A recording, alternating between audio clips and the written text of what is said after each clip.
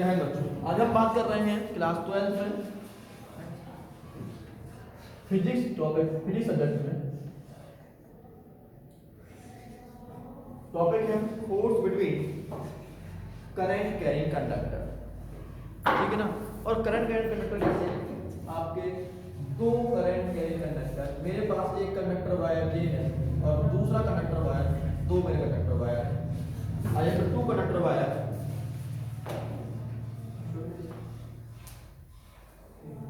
Done.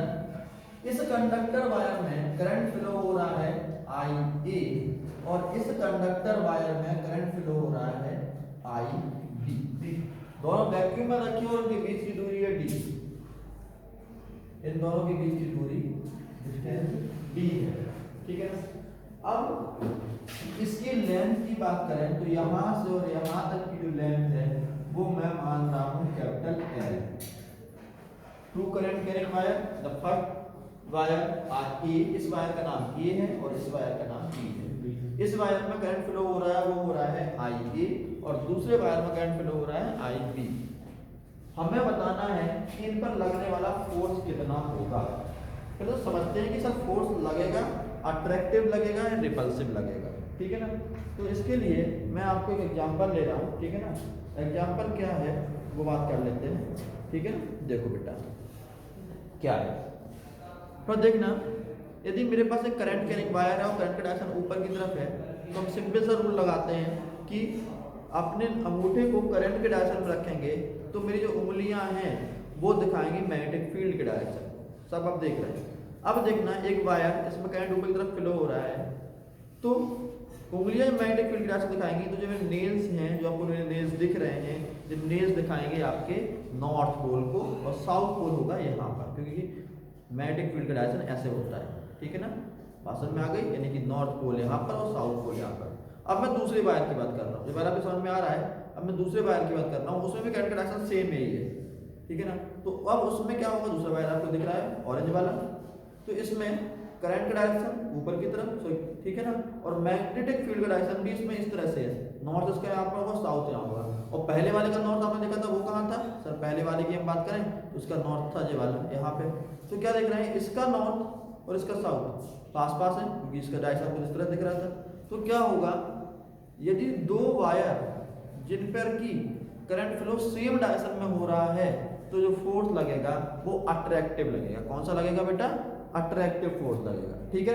और यदि उनमें करंट अपोजिट डायरेक्शन में, एक में ऊपर की तरफ और एक में नीचे की तरफ करंट फ्लो हो रहा है तो उनमें फोर्स लगेगा, वो कौन सा लगेगा, रिपल्सिव फोर्स लगेगा। तो एक बात समझ में आ गई कि सर इनमें जो फोर्स लग रहा है वो कैसा लगेगा, अट्रैक्टिव फोर्स लग रहा है। मैं फोर्स को डायरेक्शन बना रहा हूं कैसे, यदि ये वाला अट्रैक्टिव फोर्स मतलब इस पर लगने वाला फोर्स इधर और इस पर लगने वाला फोर्स की वैल्यू इधर, मैं केवल डायरेक्शन बनाया।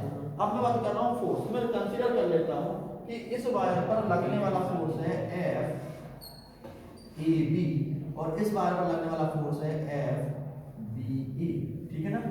ये फोर्स समझ में आ गया। अब आपको याद क्या है, आपको तो याद है कि यदि किसी करंट में, किसी वायर में करंट फ्लो होता है, मैं यहाँ पर लिख रहा हूँ किसी वायर में करंट फ्लो होता है तो F इक्वल टू होता है ILB sine theta, okay, ILB sine theta. आप पढ़ चुके हो, किसी करंट कंडक्टर वायर जिसमें करंट फ्लो हो रहा है तो उसमें लगने वाला फोर्स होता है ILB साइन थीटा।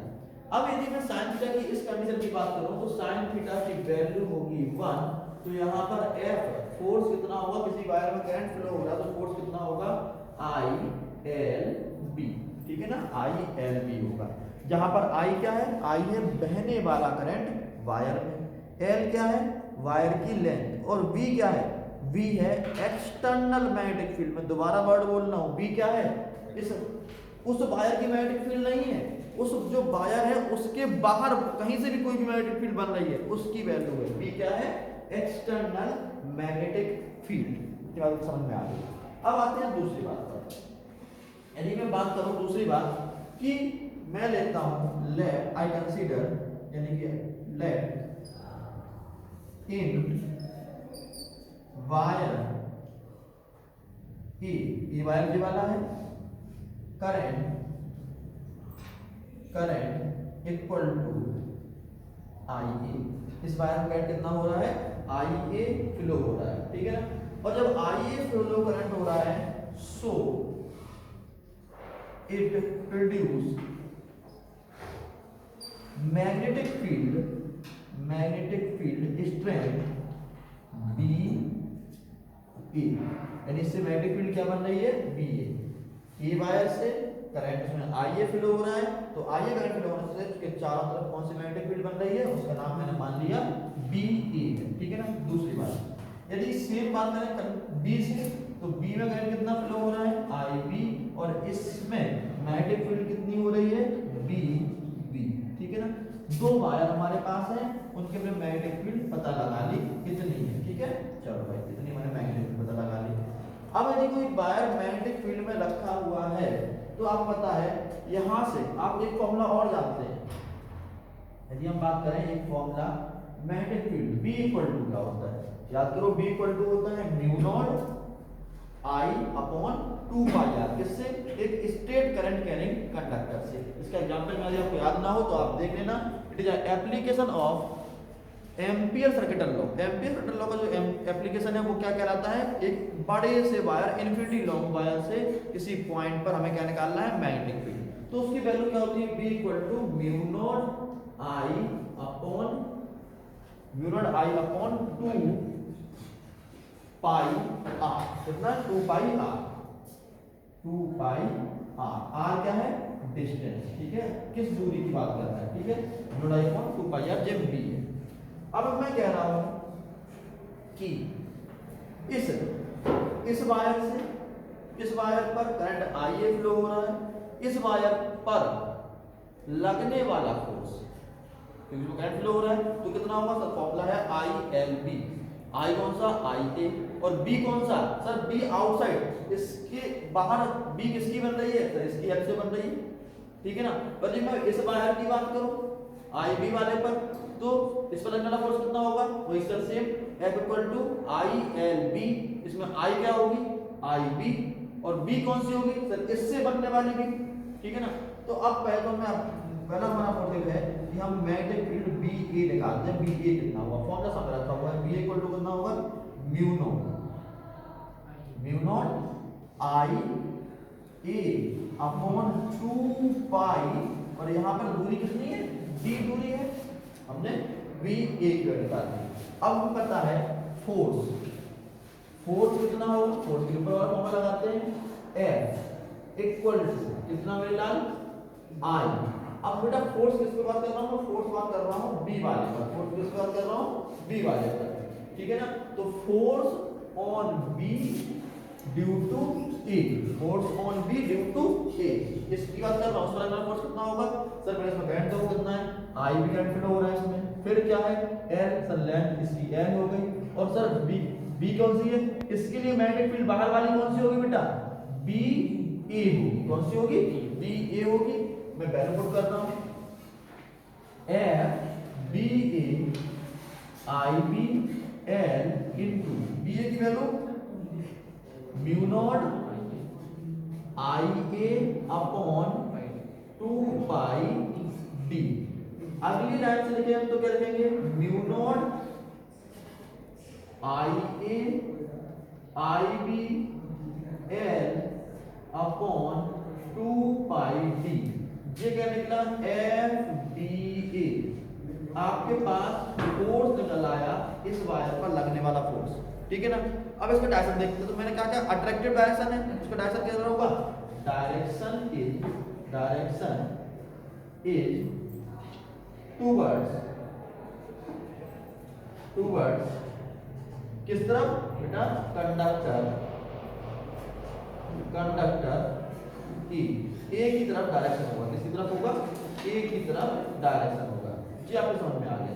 अब मैं बात करता हूं सेम टू सेम, यदि मैं सिचुएशन को 1 मान लूं, तो सेम टू सेम दूसरे वायर के लिए करें, इस वायर के लिए लगने वाला फोर्स क्या होगा, तो इस वायर के लिए पहले तो हम निकाल लेते हैं बी की वैल्यू कितनी होगी, सेम टू सेम फॉर्मूला लगाएं, क्या होगा, म्यू नॉट आई B upon 2 pi D, mu naught आई बी अपॉन 2 पाई डी। क्या, अब देखो बेटा, यदि हम इस पर लगने वाले फोर्स की बात करें तो फोर्स कितना होगा, यहाँ पे एफ बी है था, वो कितना हो जाएगा, एफ ए बी, और एफ ए बी कितना फॉर्मूला क्या है, अपना फॉर्मूला है आई, तो आई, अब देखो आई कौन सी बात कर रहा हूं मैं, आई ए की बात कर रहा हूं, ठीक है ना, तो कितना हो जाएगा I A into L into mu naught B कर देता हूं, बी बी, ठीक है ना, और वैल्यू पुट करें तो कितना हो जाएगा आई ए एल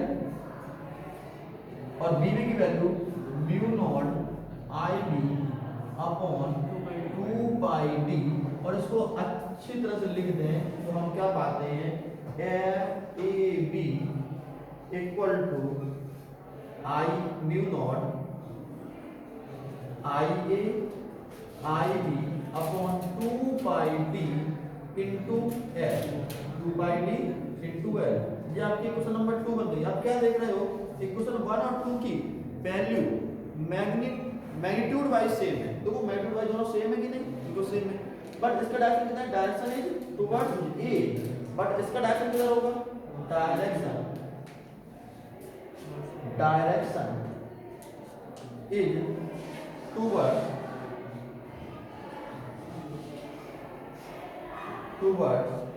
किधर होगा बेटा, बी की तरफ होगा, यानी कि एक का डायरेक्शन रखो, एक का डायरेक्शन रखो। और फिजिक्स में अब क्या करना है, यदि दोनों सेम डायरेक्शन में तो वैल्यू सेम लिख देते, लेकिन एक इधर जा रहा है और एक इधर जा रहा है, तो हम क्या करेंगे बेटा, हम फिजिक्स में दोनों का डायरेक्शन अपोजिट है कि नहीं, और अपोजिट के लिए हम क्या साइन लगाते हैं, नेगेटिव साइन लगाएंगे। तो देखना मेरे लाल क्या निकल के आ रहा है मेरे पास conclusion, F A B equal to F B A, magnitude wise बराबर है, बट डायरेक्शन की बात करें वेक्टर लगा दिया, तो यहाँ पे क्या लगाना पड़ेगा, मास लगाना पड़ेगा, ठीक है ना। तो फोर्स कितना निकला, यदि दो करंट करेंट पाया तो फोर्स कितना निकला, यहाँ पर निकला। और यहाँ पर यदि आप आई ए और आई बी की वैल्यू 1 रख देंगे और डी की वैल्यू 1 रखेंगे, तो आपके पास द एम्पियर की डेफिनेशन निकल जाएगी, ठीक है ना। एक मैं कैलकुलेशन और भी दे सकता हूँ यहाँ पर, यदि आपके एग्जाम में आ सकता है, मैं कैलकुलेशन कर रहा हूँ यहाँ पर। कैलकुलेशन क्या हो सकता है, तो आप क्या देख रहे हो, यहाँ पर न्यूटन का लॉ दिख रहा है, कौन सा लॉ दिख रहा है न्यूटन का, थर्ड लॉ दिख रहा है, very good, this is Newton third law. तो मैं एक वर्ड बोलूं, क्या बोल रहा हूं सुनना, Biot-Savart law and Laurent force, Biot-Savart law और ये लॉरेंट फोर्स की बात आ रही है, और जो बायो-सेवर्ट लॉ की बात आ रही है, बी कौन देता है, बायो-सेवर्ट लॉ, इन दोनों का प्रोडक्ट क्या दे रहा है, न्यूटन के थर्ड लॉ को यील्ड कर रहा है, न्यूटन के थर्ड लॉ को जनरेट कर रहा है। यदि मैं क्वेश्चन सा बना के दूं आपको कि prove that Biot-Savart law and Laurent force yield Newton third law, तो आपको क्या करना पड़ेगा, आपको यही प्रूफ करना पड़ेगा, दोबारा वर्ड बोल देता हूं, आप चाहो तो अपने कहीं पर पहले लिख लो, इस हेडिंग के बाद मैं वर्ड बोल देता हूं, क्या है, Biot-Savart law and Laurent force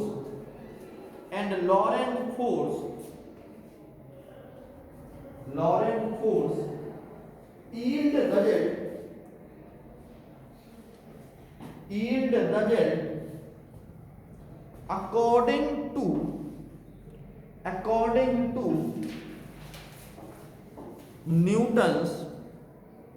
according to Newton's third law, Hindi में बता देता हूं, बायो-सेवर्ट लॉ और लॉरेंट लॉ की हेल्प से हम लोग रिजल्ट जो निकाल सकते हैं वो किसके इक्वल होगा, न्यूटन के थर्ड लॉ के इक्वल होगा। और एम्पियर ने इसी वैल्यू और इसी फॉर्मूले की हेल्प से द एम्पियर और 1 एम्पियर की डिफाइन की थी। वो क्या थी कि दो करंट कैरिंग स्ट्रेट वायर हैं जो कि पैरेलल रखे हुए हैं, इन्फिनिटी लॉन्ग हैं और वैक्यूम में रखे और उनके बीच की दूरी 1 मीटर अपार्ट है, तो उनके बीच लगने वाला फोर्स 2 × 10⁻⁻7 न्यूटन पर मीटर होगा, ठीक है, किस पर यूनिट लेंथ पर, ठीक है ना। तो क्या होगा, आई ए और आई बी की वैल्यू कितनी थी, 1 एम्पियर के थी वैल्यू, ठीक है ना। चलिए भाई, तो आप अपना सीख गए, अच्छा क्वेश्चन था, लास्ट आपके कई बार एग्जाम में आ भी चुका है। तब तक मिलते हैं नेक्स्ट वीडियो में। जय हिंद, गुड बाय।